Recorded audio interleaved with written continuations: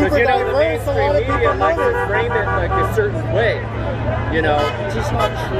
yeah, it's really. There's just so many things that are just not true. It's just I mean, I could tell you the reason why I got so pissed at the Democrats is over the George Floyd incident. Who'd you vote for in 16? What happened to the George? Oh, I voted for Obama. No, in 16. Oh, 16. Oh, Hillary. Yeah, okay. Yeah, I voted for Hillary. But I've just been a lifelong Democrat. What did you say you felt about the George Floyd?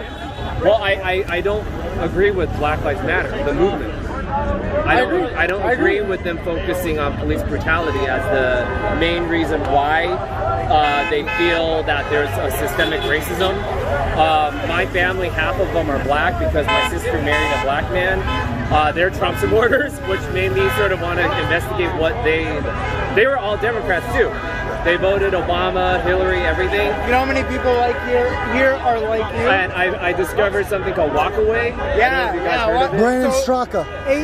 2 months ago, there was a walkaway rally here, and that was the biggest one. Yeah. But it's been every Saturday since then. But that one was like the one that started the walkaway one. Yeah. That started. But I realize that the left is extremely racist because they always tell people of color that they're not capable and that they're somehow less than. And I don't agree with that. You know, because my nephew, he's half black, he's applying to Harvard, UPenn. Incredible. He just worked his ass off to get there. All you have to do is work your ass off. It doesn't matter what the color of your skin is. You know, and I hate the message from the left always saying, if you're black or brown, you have no chance in this country. You know, fuck that. I'm so tired of hearing that rhetoric. You know, and that's what's making all these people, that's what's making them so resentful and feeling like the system is out to get, you know, that the cards are stacked against them. It's not true though, but it's just this message that the left keeps trying to inculcate into people's minds that somehow if you're a minority, you're incapable. You got no chance in this country. Well, you know, some bullshit. It's just bullshit. It's just with colors. Yeah, that's all they focus on. It's colors. The only colors we care about. The only three colors we care about Red, is. white, and blue. Yeah. Oh, I love New York. No way. Oh, that's where I lived. And I have the Empire State Building. That's gorgeous. I love New York. If there's ever any artwork I'd put on my body, it would be something like that. I actually wanted to get the Statue of Liberty next over here. Yeah, so. That's awesome. Yeah. So how long you lived in New York? No, I've never lived in New York. I just love it. It's my favorite city in the world. You know. Wow. I love LA too, but it's different. It's funny because I've never, at work, they don't allow to engage in political discussion.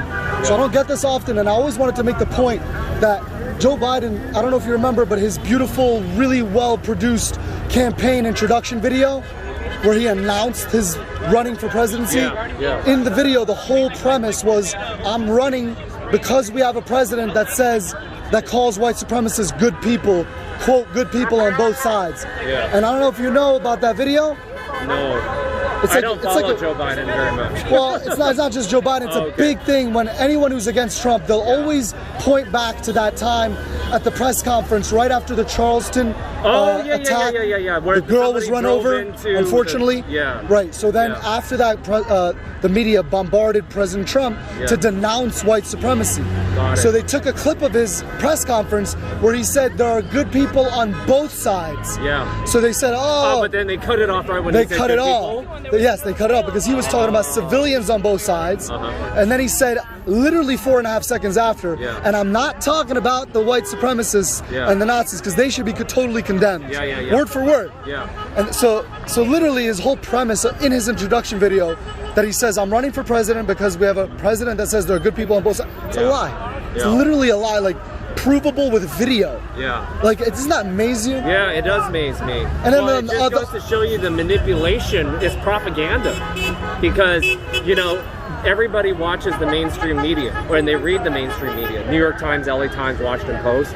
They watch CNN, they watch ABC. They're all part of the mainstream media, and what I realize as a now former Democrat is I was brainwashed. Because I would consume all this media and I would only get one side of the picture. But once I realized that there was a lot of inequities and a lot of holes, I started to kind of think, wait. And now with YouTube and everything, it's so easy just to go to the other side and like see, wait, what else is out there? Yeah. You know, while before you didn't really have any control because you would just be bombarded with, you know. They say 90% of the news, you know, Hollywood, Yeah. the education system, Yeah. the three things that we do the most, right? We watch the news, we entertain ourselves with the movies, and we go to school. Like that's a whole youth. Yeah. All left leaning. Yeah. So- And even when you go to the universities now, you know, apparently, you know, they're really promoting this censorship. I don't know if you. Oh, is that your dog? Yeah. Oh, okay. I don't know if you heard about the USC incident. That's the one that really got me angry. Which one? There was a white professor who was, I don't know if he was a Chinese teacher or something, but he was white. He said the word that in Chinese means that, but it sounds like the N-word. But in Chinese it means that, like that. Wow. So he repeated it as a way of describing that it's a word filler. Like he got put on leave because he said the word that in Chinese. That's how ridiculous the left is getting. Ridiculous. They're censoring you for a language that's been around for 5,000 years. You can't do that. You can't cancel Chinese. You saw what they said? I don't know if you're. I don't. I'm not following that much. Well, yes. But when Amy Coney Barrett was being interviewed by the House of Representatives, they put on a headline that she used the word sexual preference. I saw that. Isn't that amazing? I saw that, yeah. That's and amazing. And they grilled her on that. That's amazing. Yeah. And you could look up, literally, you could look up a highlight video of all the Democrats, every single one, on floors of the House, speaking on television, saying sexual preference. Yeah. All the time. Yeah.